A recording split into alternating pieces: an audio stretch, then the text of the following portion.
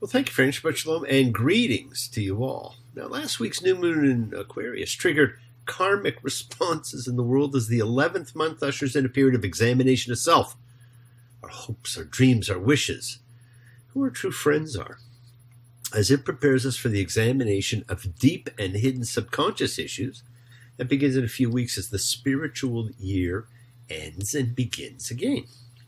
Now, it's time to begin the process of asking soul-bending questions. Who do we really count on? Who can really count on us? Are we still slaves to fear? Now, one of the things we began doing is we reinstituted our Bible study classes, primarily a virtual class now. We were going to start them again in March, but we began a little early to work a few things out. And if any of you are interested, please send an email, and I'll send you some information. You can decide if you want to be part of these classes or not. We look at the weekly portion, discuss what some of its meanings may be, how it can be applicable in life. And of course, because it is live, it can go whatever direction, whatever the energy of the group is, based upon the questions that get asked and the discussion that goes on. The Torah is an organic book that changes as you read it, that changes you as you read it, that changes life. Now, last week, the group found it exciting, invigorating, refreshing. One even said it was like a massage to the brain. And we began by looking at Moses, his name, his early life, and of course the role that he was chosen for. How do you know when the Lord's really called to you? How do you know it's for you? There won't always be a burning bush to see, and you may not be liked on Facebook too. Go down, Moses, down to Egypt land. Tell old Pharaoh to let my people go, 'cause you're walking with the Lord hand in hand. And friends, you, like Moses, are always walking with the Lord hand in hand. He's always there with you. You just might not believe it. But before you turn and ask him, her, it, whatever your belief is, let's take a moment and come together like we always do, as a like-minded group. In the collective consciousness of seekers showing faith and love, a community, a chavur, a fellowship, expressing our nature of kindness, compassion, thoughts, feelings, hopes, dreams, and wishes, that unites us all in this community house of spirit, Beth Ruach, sharing and bringing light, keeping fear at bay. So once again, please do go ahead. Invite everybody you know. Some physically, the rest digitally, psychically, emotionally, spiritually, to gather and share from Psalm 133, the Hine Matov. Come together. Hine Matov. Shevet Achim Gam Yachad. Hine Matov U'Benai. Shevet Achim Gam Yachad. How good and how pleasant it is for brothers and sisters together. Community. Community. Community. Together. Let's all spread love, goodwill, and fellowship to the world. Because remember, this is your setting aside just a little bit of sacred time in your own sacred space to honor and converse with whoever, whatever you happen to believe in. It's a part of your kavanah, your intention that you put out to the universe. It's your goodwill, my friends. Well, let's take some time now. Let's send some of that goodwill, some light and some healing out to whoever you know that needs it. As we close one year and open another with healing. Healing and renewal for everyone. Float through space, finding those in need, so send it out for those you know, for the souls and spirits of everybody you love. Think of whoever that needs healing and renewal and love, or just plain goodwill. Focus on them. Call their names. It's not just for people. It's for our pets. It's for the earth. It is the healing of the world, my friends. The Tikkun Olam. It's part of our spiritual genetic makeup. Let's send thoughts and energy for health and renewal for everybody in need. For those in our hearts and our minds, for Danny, for Ben, for Dawn, for Terry, for Mary, for Frank, for Dorian, for Rosemary. Friends, it is the kindness, the healing wishes, the goodwill and love that you send out. It just circles the world finding those in need. So thank you, each of you, for all you do, for all you care, because the world is a world of spirit, and spirit, my friends, never dies. Shabarach Avoteinu Makor HaBracha Limotenu. May the source of strength bless the ones before us. Help us find the courage. Make our lives a blessing. The renewal of body. The renewal of spirit. Let us say Amen. And we all need to have our spirits renewed, my friends. Misha Berach. Let's all have spirits renewed, because this is the great prayer for healing, which we call upon God to heal as he has healed before. Misha Berach, may he who blessed, because all healing is a blessing. Let's all send and receive healing and renewal energy in our efforts to love, to share, to care, to grow. And isn't it odd how some words mean complete opposites? Somebody was mentioning this to me the other day. And I immediately thought of shalom. It means hello and goodbye. And yes, it also means peace. And peace covers it all, doesn't it? But a lot of words don't mean three things, but it does, and that's great. But another that you're going to find is in this week's Parsha Bo, which means come and go. This week, Moses comes to Pharaoh, and the people get ready to go. Dum, dum, dum, dum. Dum, do, be dum, dum, dum, dum, do, be dum, dum, dum, dum, do, be dum. Wah, wah, wah, wah. Well, love me. Come and go with me. Please don't send me away beyond the sea.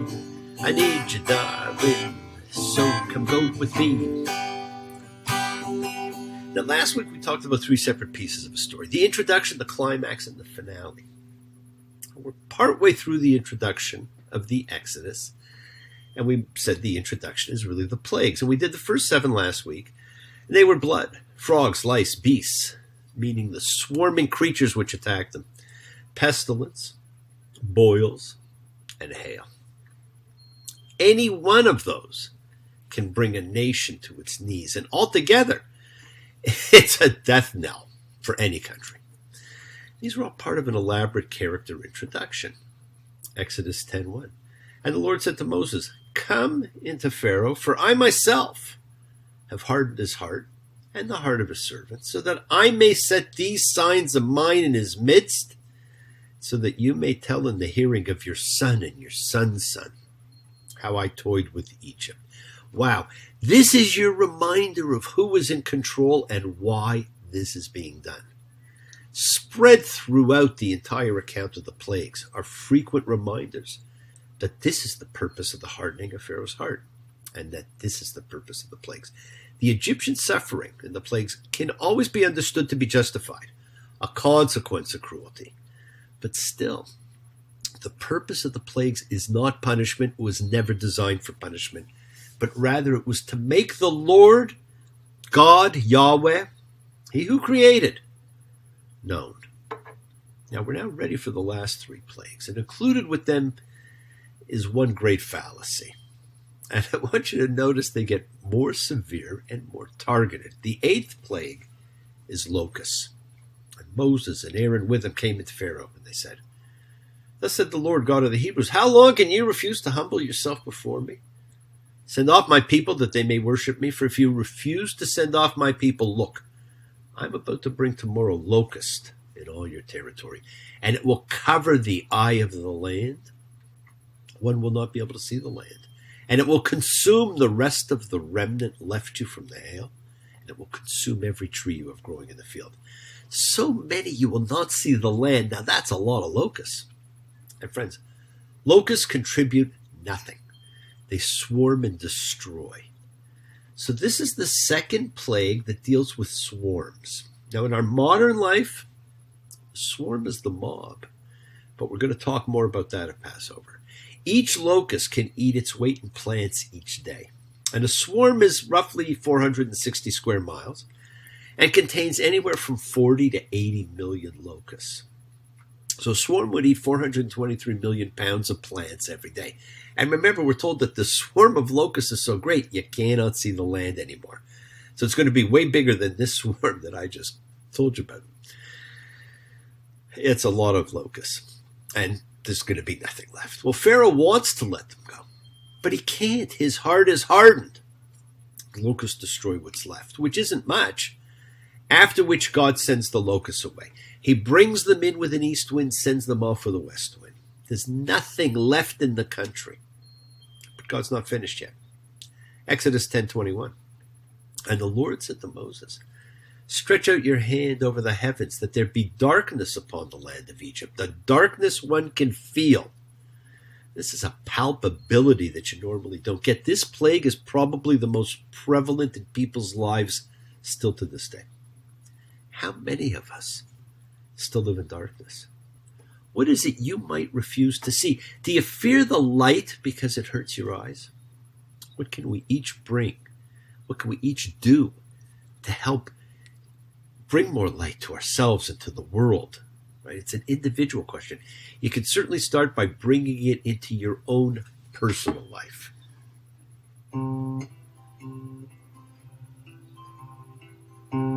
Shadows are falling, and I've been here all day.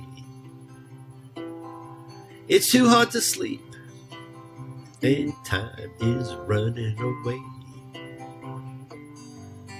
Feel like my soul has turned into steel.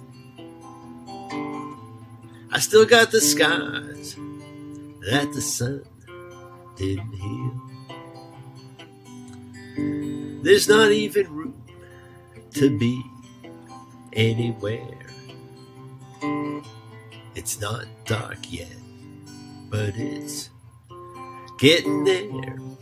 Now, Not Dark Yet is one of the most Talmudic of all of Bob Dylan's songs. It was taken from the Pirkei Avot, The Ethics of Your Fathers, which is an incredible piece of work. And there are plenty of translations out there. So if you get a chance, grab one and read it. Now again, there's distinction. Notice the distinction. The Egyptians couldn't see their hands in front of their eyes. But the Israelites had light in Goshen. Not because they're better, but because God is demonstrating. And Pharaoh wants to let them go, but once again, he cannot. Are the things you want to do that something stops you from doing, that you just cannot do? And the Lord toughened Pharaoh's heart. He did not want to send them off. And Pharaoh said to him, go away from me, watch yourself. Do not again see my face, for on the day you see my face, you shall die. And Moses said, rightly have you spoken. I will not see your face again. Well, we know what's next. That final plague, the 10th, Exodus 11:1. The Lord said to Moses, yet one more plague shall I bring upon Pharaoh and upon Egypt. Afterward, he will send you off from here. When he sends you off altogether, he will surely drive you out from there. And Moses said, thus said the Lord, around midnight, I am going out in the midst of Egypt, and every firstborn in the land of Egypt shall die. The Lord said to Moses, Pharaoh will not heed you, so that my portents may be multiplied in the land of Egypt. Now notice it is I am going. It's God who's going to be doing this, not an angel of death. There's only been one angel of death, Joseph Mengele from Auschwitz. There was never a biblical angel of death, but we have made it a part of all spiritual myth now. Why do we have an angel of death? Well, just about everybody you know will tell you it was the angel of death who killed the firstborn on that night. Because no one wants to think of God as a slayer, a destroyer, which is odd given how he is in the book of Exodus. But it's okay. If you want to attribute this to an angel of death, it doesn't change the event or its meaning or what God means to you. It was the final stroke for freedom. And this event, the real meaning of Pesach, Passover, it's something we're going to talk about in a couple of months when we examine the holiday. So if you want to attribute to an angel, go right ahead. You, angel, you, you're as fine as anything's fine. I just want to watch you talk with your memory on my mind. Now, one of the most interesting things, not talked about, but found in this week's Parsha, is the calendar is now set. And it is set around this holiday. Exodus 12:1. The Lord said to Moses and to Aaron in the land of Egypt, saying, this month is for you the head of months. It is the first for you of the months of the year. Well, the month he's talking about is spring, and it was known as Abib. Subsequently, it was changed to, known as Nisan. Not the fall, like when Rosh Hashanah is. So the first month of the year begins with the spring equinox. And it's the only time God names a month in the Bible. All others are numbered from here. Like when he mentions a holiday, it's the first day of the seventh month, etc. So on the 10th of that first month, the people are to select a lamb. Lambs were the biblical animal of sacrifice. And it shall be a thing to be kept by you until the 14th day of this month. And the whole congregation of the community of Israel shall slaughter it at twilight. And they shall take from the blood and put it on the two doorposts and on the lintel, on the houses in which they will eat it. Now, what a powerful ritual that is, to take a sprig of hyssop, dip it in the blood, and mark your doorposts and lintel, so that God will pass over your door that night. This is the beginning of Passover.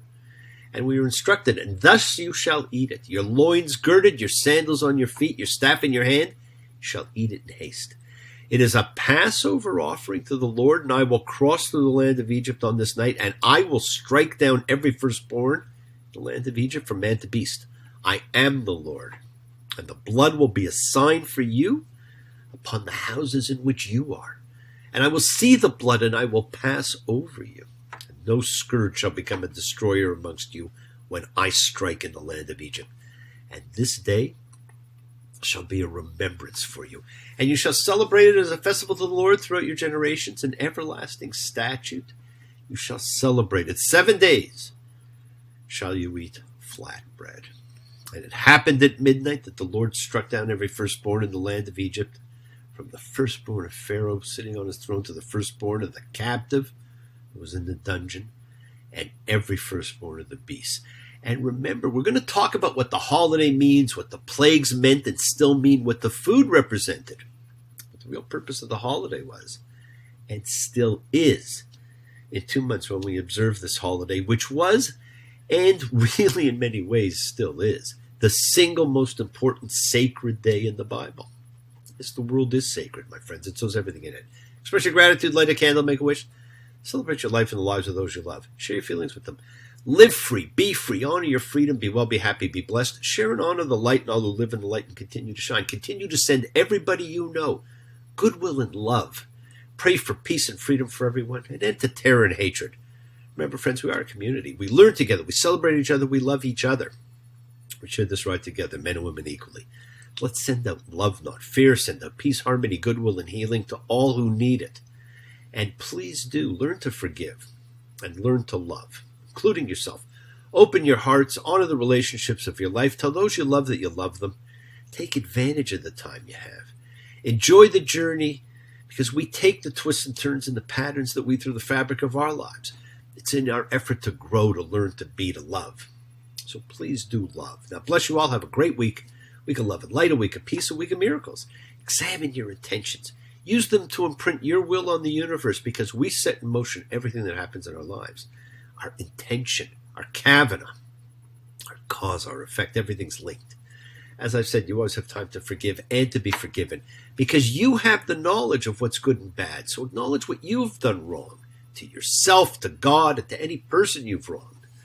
Then ask forgiveness, but do so with sincerity, with accountability, with vulnerability. Forgive those you've hurt. You should learn to be forgiving and compassionate, because the secret of forgiveness, compassion, and peace is in acceptance. Can you accept yourself, other people, the world just as they are? Can you accept life as it is without trying to control it? If you do, you can experience the peace that acceptance brings. So do not stop your journey. Keep going towards your promised land. Keep on dreaming. Keep on being. Keep sharing. Keep shining. Keep teaching. Keep spreading joy and goodwill wherever you go. Do not follow fear. Follow love. It's always in front of you. And remember to have faith, an unwavering adherence to principle, just as I have faith in the principle of love and of all of you. Act with purity of heart and mind. Despise none. Defraud none. Hate none. cherish all.